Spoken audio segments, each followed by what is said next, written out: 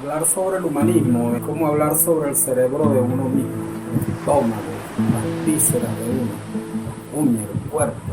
Y cuestionarlo es cuestionarse uno todo eso. Ahora, el humanismo, ¿qué es lo que es el humanismo?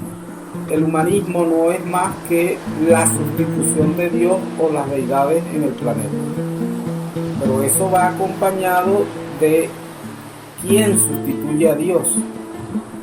¿Quién va a sustituir a Dios? Porque antiguamente el pensamiento había generado dioses y había creado, o sea, hacía una réplica de su hacer cotidiano, de su construcción cotidiana.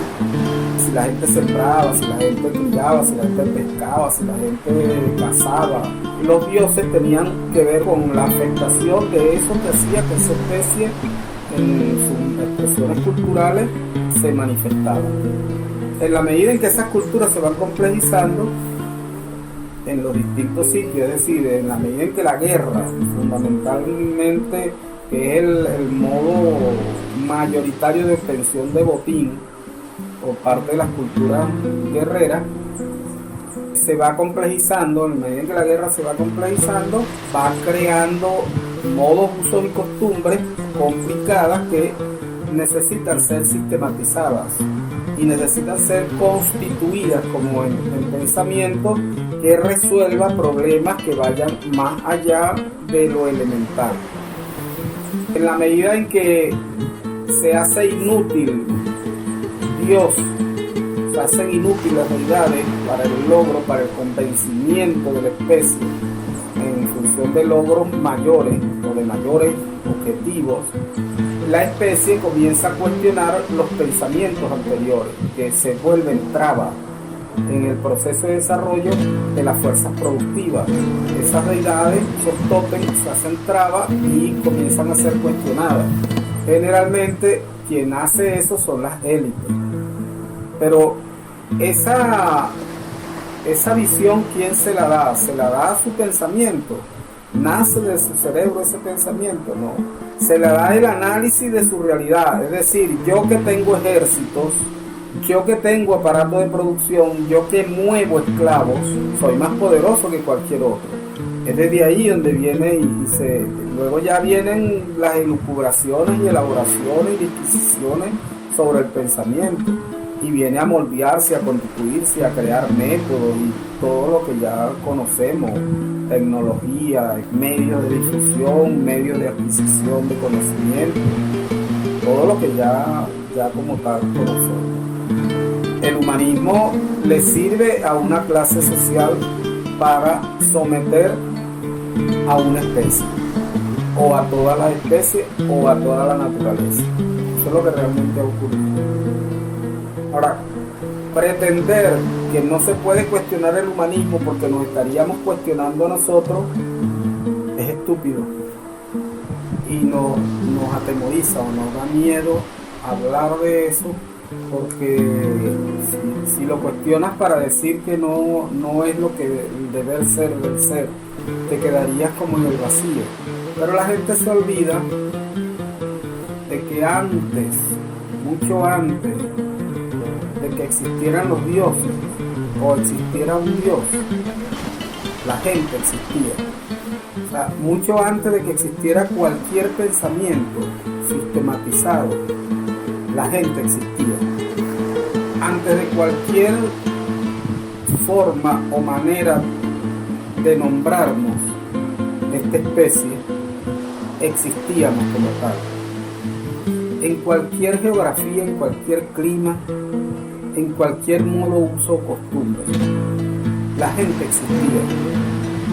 Porque antes de que la gente se llamara humana, se llamó Yanomami, se llamó Wayuu, se llamó Bantú, Yoruba, Bari, griego, chino, asiático, árabe, antes de que se llamara humano.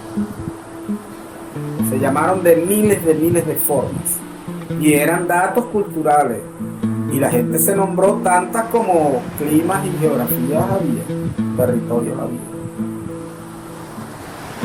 Entonces, para nosotros los esclavos se nos plantea un problema porque el humanismo está sustentado sobre un modo de producción que es profundamente ineficiente para la especie, para el planeta, porque no resuelve ningún problema, por el contrario, él está obligado a crear problemas como sistema para poder subsistir. El capitalismo sin la guerra no puede vivir, el capitalismo sin la pobreza no puede vivir, el capitalismo sin la miseria no puede vivir, sin las carencias no puede vivir el capitalismo, eso no es posible.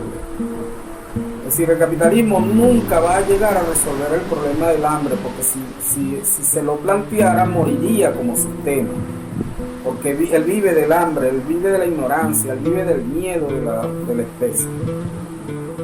El problema es, ¿nos agrada ser esclavos? ¿Queremos seguir siendo esclavos? ¿Necesitamos seguir siendo esclavos o necesitamos superar esa condición material de existencia, esa precariedad de la vida que somos en la actualidad? Esa es la interrogante fundamental que nosotros tenemos que tomar en cuenta. ¿Cómo nos planteamos nosotros un otro pensamiento que valore, que está obligado a valorar a la especie como una forma de la vida y a valorarla como colectivo y no como células individuales, sino como colectivo? Y eso requiere un modo de producción que haga posible que se reproduzca ese hecho colectivo de manera natural, como modo uso costumbre cotidiana en el ser. Y ese aparato no existe, tiene que ser creado. Tienes que obligarte a construir, a pensar, a experimentar otro modo de vivir. Es decir, tú puedes pensar lo que tú quieras sobre cosas, pero hasta que tú no resuelves cómo lograr esa cosa, no le vas a dar sistematización de pensamiento. Puedes soñar, puedes imaginar cosas, pero hasta que eso no está, o sea, no logra precisar cosas en el camino, elaborar, ensayar, experimentar, no logras crear un pensamiento fuerte, sustentable, sostenible en el tiempo, volverlo físico. O sea, la diferencia, por ejemplo, entre las corrientes humanistas, llámese liberalismo, comunismo, anarquismo, utopismo, socialismo, como cualquiera de las variantes religiosas que derivaron de esa guerra, pues, por la sustitución de Dios por el individuo. La única corriente de pensamiento que triunfó fue el liberalismo. ¿Y por qué triunfó sobre las otras? Porque tenía un aparato de producción, o sea, estaba sustentado físicamente. El comunismo no tenía aparato de producción, el socialismo no tenía aparato de producción, el utopismo no tenía aparato de producción, el anarquismo no tenía aparato de producción, tenían verbos, sueños, vainas, qué bonito sería el mundo, sí, tal, pim, pum, pam, pero el único que tenía control de los aparatos de producción eran los liberales,